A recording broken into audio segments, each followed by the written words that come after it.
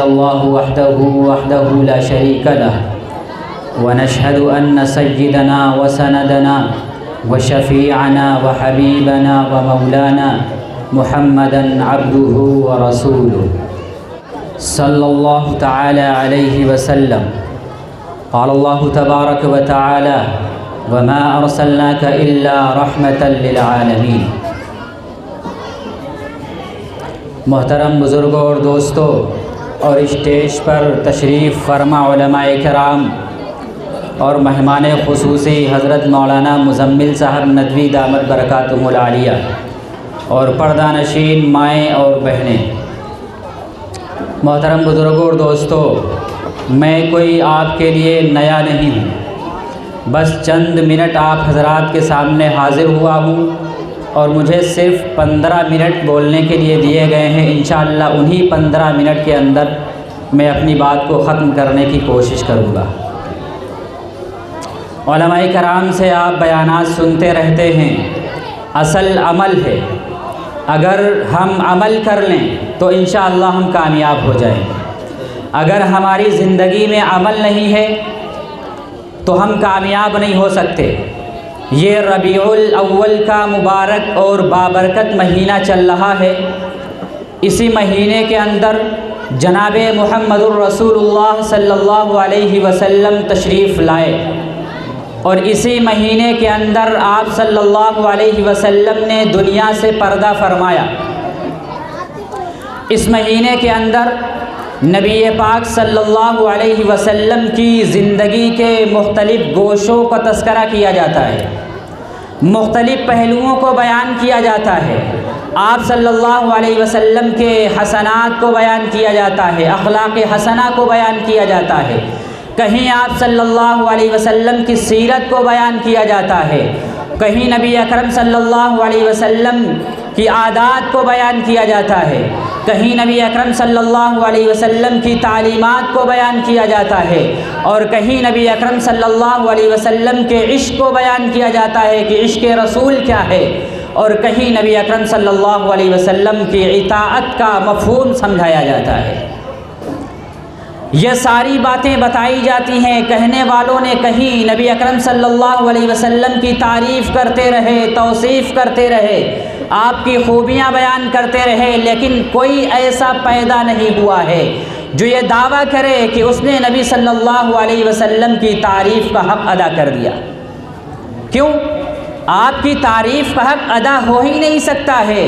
सब ने तारीफ़ें की, सब ने बयान किए, सब ने तहरीरें लिखी, सब ने किताबें लिखी, बड़ी बड़ी किताबें लिखी, लेकिन आखिर में उन्हें कहना पड़ा और कहने पर मजबूर हुए कि बादज़ खुदा बुज़ुर्ग तो ही क़िस्सा मुख्तसर, कि अल्लाह रब्बुल इज़्ज़ति वल जलाल के बाद अगर कोई ज़ात अक़दस है तो नबी करीम सल्लल्लाहु अलैहि वसल्लम की ज़ात अक़दस है।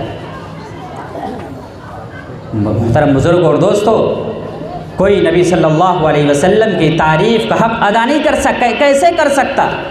क्यों? अल्लाह तबारक व तआला ने ख़ुद नबी पाक सल्लल्लाहु अलैहि वसल्लम की तारीफ़ कुरान के अंदर बयान फरमाई है। अल्लाह तबारक व तआला ने ख़ुद नबी पाक सल्लल्लाहु अलैहि वसल्लम की तारीफ़ बयान फरमाई, तो मुझ जैसा तालिब इल्म नबी पाक सल्लल्लाहु अलैहि वसल्लम की तारीफ़ कैसे बयान कर सकता है?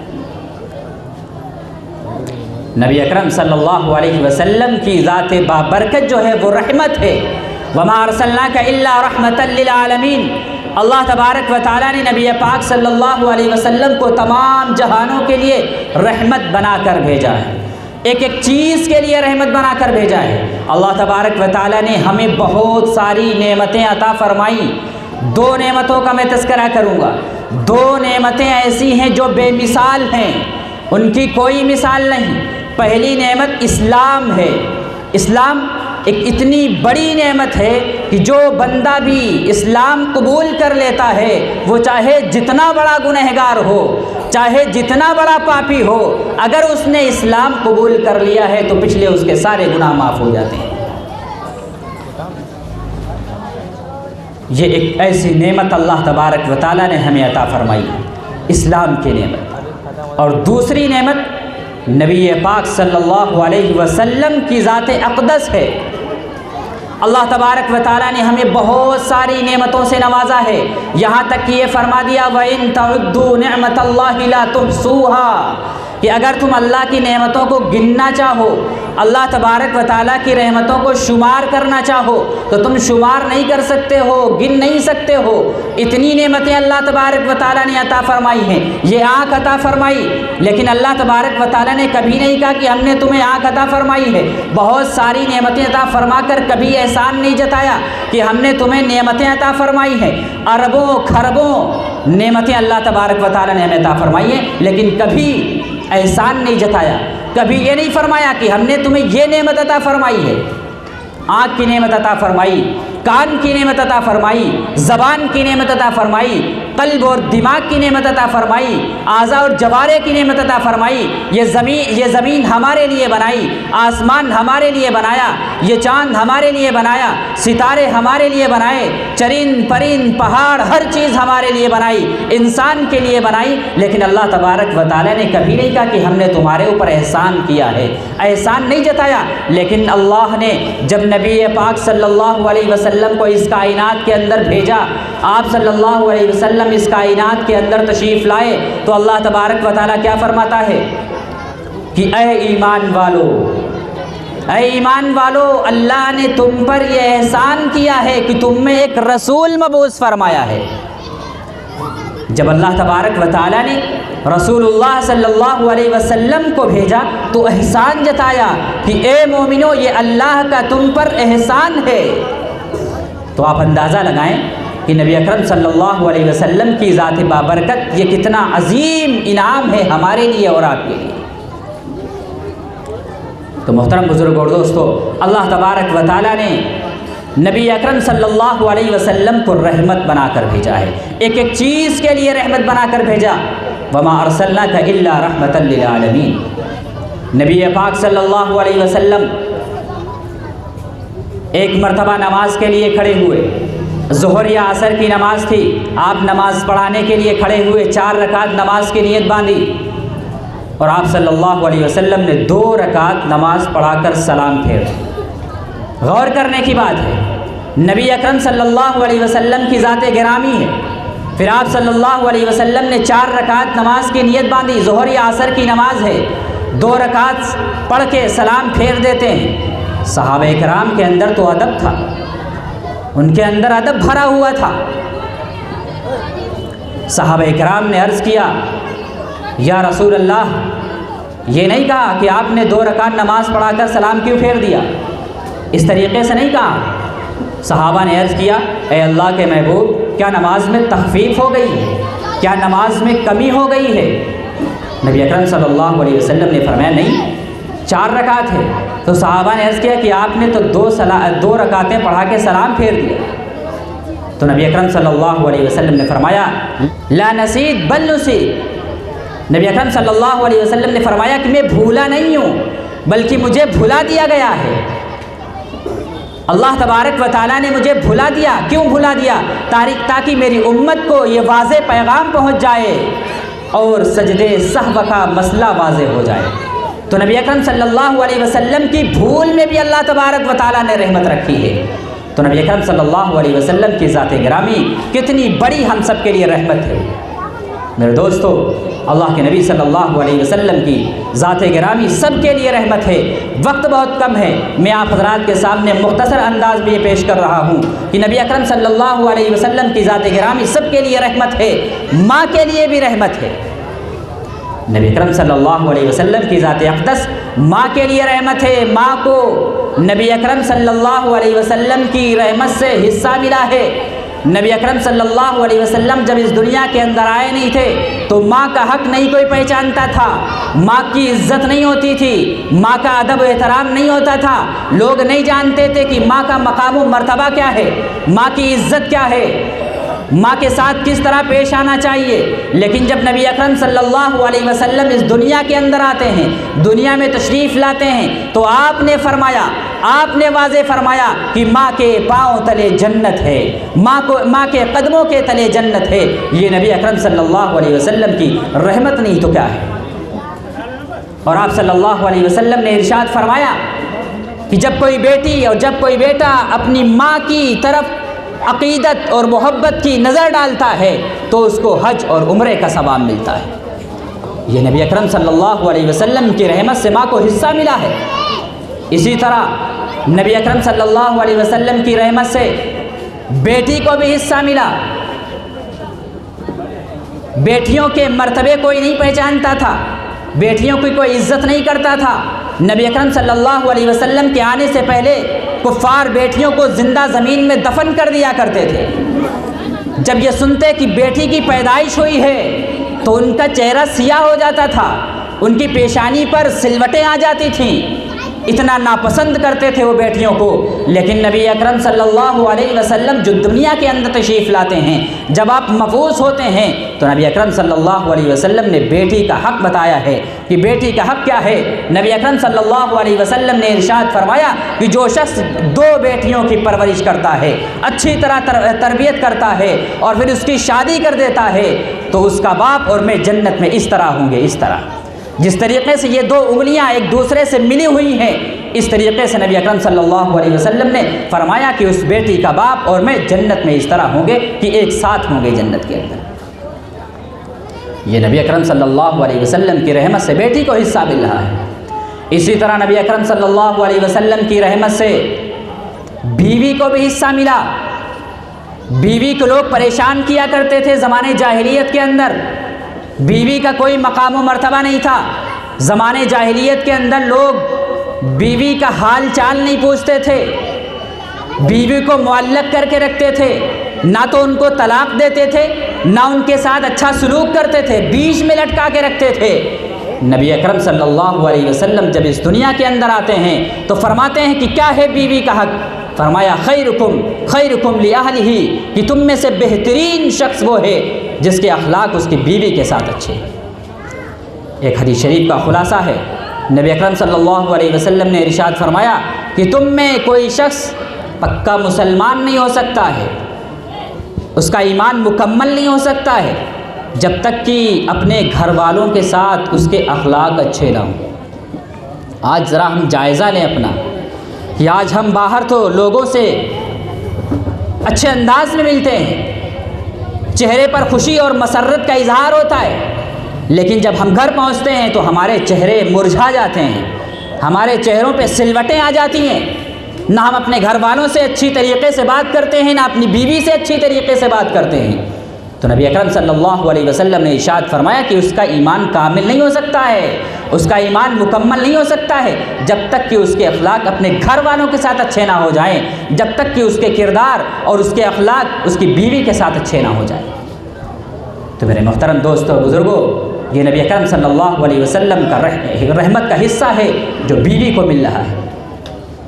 इसी तरीक़े से खाविंद को भी अल्लाह के रसूल सल्लल्लाहु अलैहि वसल्लम की रहमत से हिस्सा मिला।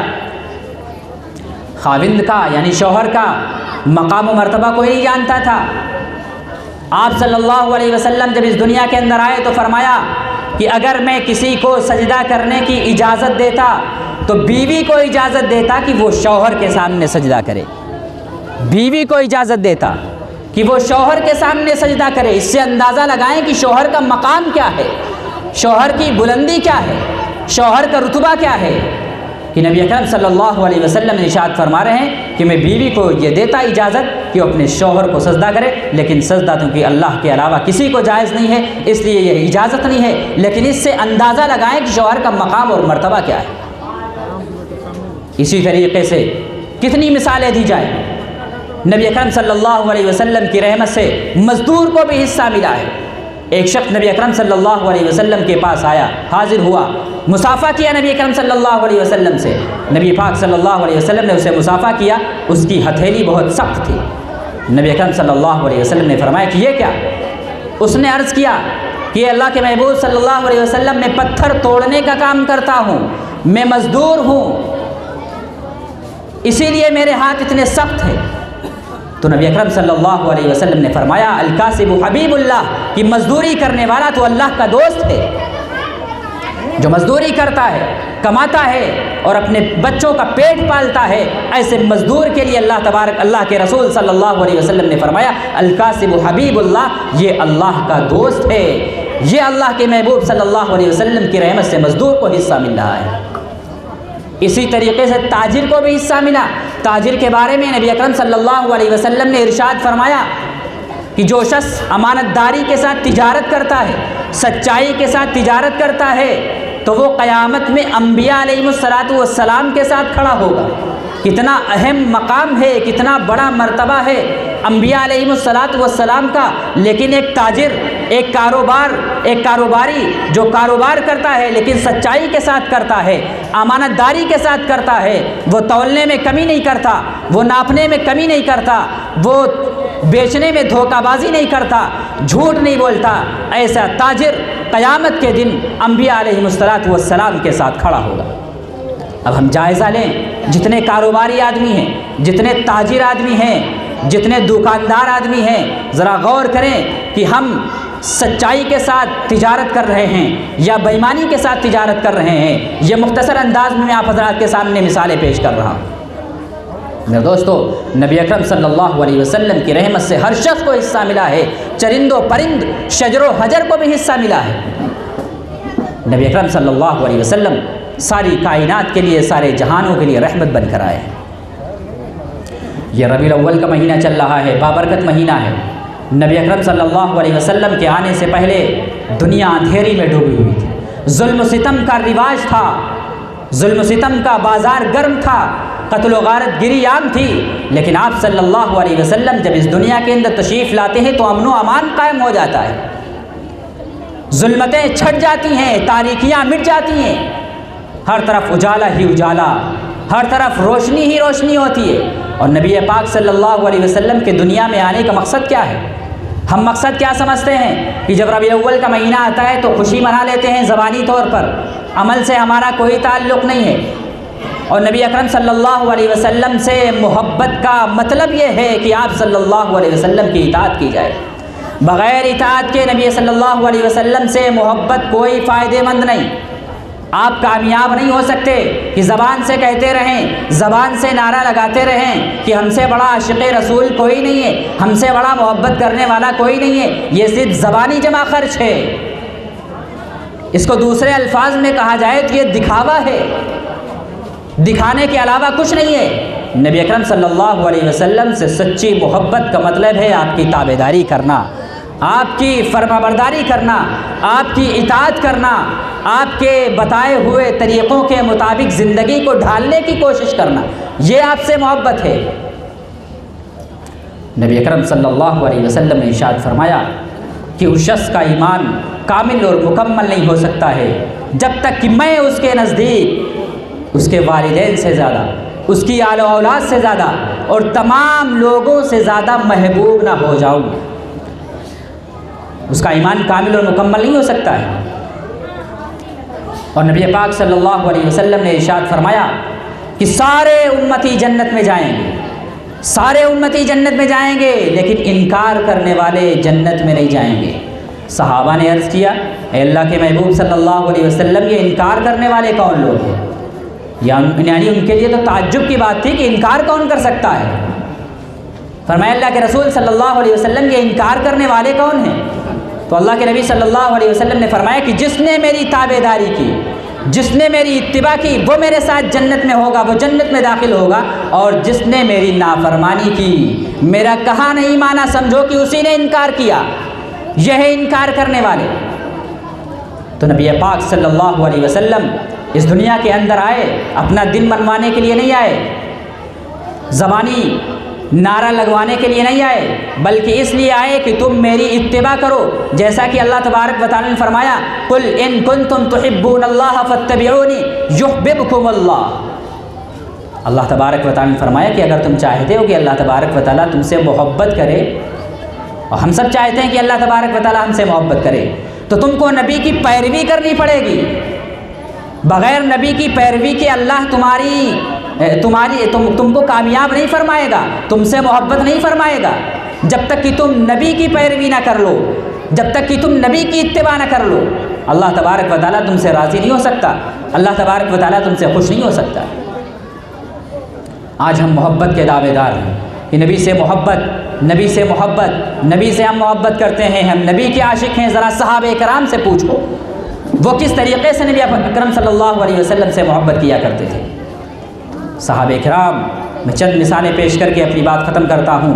हज़रत उमर फ़ारूक रज़ी अल्लाह ताला अन्हु तवाफ़ कर रहे हैं, हज़रत उमर फ़ारूक रज़ी अल्लाह ताला तवाफ़ कर रहे हैं, हजर अस्वद के पास पहुँचते हैं, उसका बोसा लेते हैं, फिर उसके बाद फरमाते हैं कि ए हजर अस्वद, मैं तो जानता हूँ तू एक पत्थर है, न तेरे अंदर नफ़ा की सलाहियत है न नुकसान की सलाहियत है, न तू नफ़ा दे सकता है न तू नुकसान दे सकता है। अगर मैंने अपने महबूब सल्लल्लाहु अलैहि वसल्लम को तुझे चूमते हुए, तुझे बोसा देते हुए न देखा होता तो कभी बोसा न देता, लेकिन मैंने नबी अकरम सल्लल्लाहु अलैहि वसल्लम को ये अमल करते हुए देखा था, इसलिए मैं भी बोसा दे रहा हूँ। ये है मोहब्बत। सहाबे कराम ने हमको बता दिया है कि नबी अकरम सल्लल्लाहु अलैहि वसल्लम से कैसी मोहब्बत करनी है। सहाबे जिस तरीक़े से अल्लाह के रसूल सल्लल्लाहु अलैहि वसल्लम हमारे लिए आइडियल हैं, हमारे लिए नमूना है, इसी तरीक़े से सहाबे कराम की ज़ात भी हमारे लिए नमूना और आइडियल है। हम सहाबा की ज़िंदगी को देखें, क्योंकि वही नबी अकरम सल्लल्लाहु अलैहि वसल्लम की सोहबत इख्तियार किए हुए हैं। हम नबी अकरम सल्लल्लाहु अलैहि वसल्लम कि अगर सुन्नतों पर अमल करना चाहते हैं, नबी अकरम सल्लल्लाहु अलैहि वसल्लम के तरीक़ों पर अमल करना चाहते हैं, तो सहाबा की ज़िंदगी को हमें देखना होगा, सहाबा की ज़िंदगी को हमें पढ़ना होगा। हज़रत अली रज़ी अल्लाह ताला अन्हु एक मरतबा वज़ू फरमा रहे हैं, वज़ू करने के बाद जो पानी बच गया उसको खड़े होकर पी लिया। किसी ने अर्ज़ किया हज़रत अली रज़ी अल्लाह ताला अन्हु से कि आपने खड़े होकर पानी क्यों पिया? तो हज़रत अली रज़ी अल्लाह ताला फरमाते हैं कि एक मरतबा मैंने नबी पाक सल्लल्लाहु अलैहि वसल्लम को देखा था कि आपने वज़ू फरमाया, वज़ू के बाद जो पानी बच गया उसको आपने खड़े होकर पिया था, इसलिए मैंने आप सल्लल्लाहु अलैहि वसल्लम की इत्तिबा में ऐसा किया है। इसी तरह एक सहाबी हैं, उनके बाल बहुत लंबे लंबे थे, बहुत बड़े थे, उनका इज़ार ये समझ लीजिए कि उनका पायजामा या तहबंद टखनों से नीचे था, लंबा था। नबी अकरम सल्लल्लाहु अलैहि वसल्लम ने उनके बारे में फरमाया, उन सहाबी का नाम लिया, फरमाया कि बड़े अच्छे आदमी हैं, बड़े बेहतरीन आदमी हैं, लेकिन उनके बाल बहुत बड़े हैं और उनका इज़ार टखनों से नीचे है। जब उन तक ये ख़बर पहुँचती है कि नबी अकरम सल्लल्लाहु अलैहि वसल्लम ने ऐसा फरमाया है, तो अपने बालों को कटवा देते हैं और अपने इज़ार को निस्फ पिंडली तक काट लेते हैं। ये था उनके अंदर जज्बा, ये थी उनके अंदर इताअत। नबी अकरम सल्लल्लाहु अलैहि वसल्लम के एक एक अमल पर, एक एक सुन्नत पर अमल करते थे। ऐसा ही हमें अमल करना चाहिए, ऐसी ही हमें इत्तिबा करनी चाहिए। लेकिन इत्तिबा हम कब करेंगे? जब हमें सहाबे कराम की ज़िंदगियों को हम अपने सामने रखेंगे, सहाबे कराम की ज़िंदगियों को हम पढ़ेंगे, नबी अकरम सल्लल्लाहु अलैहि वसल्लम की सीरत का मुताला करेंगे, नबी अकरम सल्लल्लाहु अलैहि वसल्लम की सीरत को हम पढ़ेंगे, उसी वक्त हमसे अमल हो सकता है। तो मेरे दोस्तों और बुज़ुर्गों, मैं आप हज़रात के सामने इन्हीं चंद बातों पर अपनी बात ख़त्म करता हूँ। आप हज़रात के सामने बहुत से अभी मुअज़्ज़ज़ हज़रात स्टेज पर तशरीफ़ फरमा है, इंशाअल्लाह वो भी आप हज़रात के सामने आएंगे, कुछ न कुछ बातें अर्ज़ करेंगे और ख़ुसूसी बयान हज़रत मौलाना मुज़म्मिल साहब नदवी दामत बरकातुहु आलिया का होगा। उनका बयान आप हज़रात सुने, अमल की नीयत से सुने। अल्लाह तबारक व तआला से दुआ है कि अल्लाह तबारक व तआला हमें अमल करने की तौफ़ीक़ अता फ़रमाए। व आखिरु दावाना अनिल हम्दुलिल्लाहि रब्बिल आलमीन।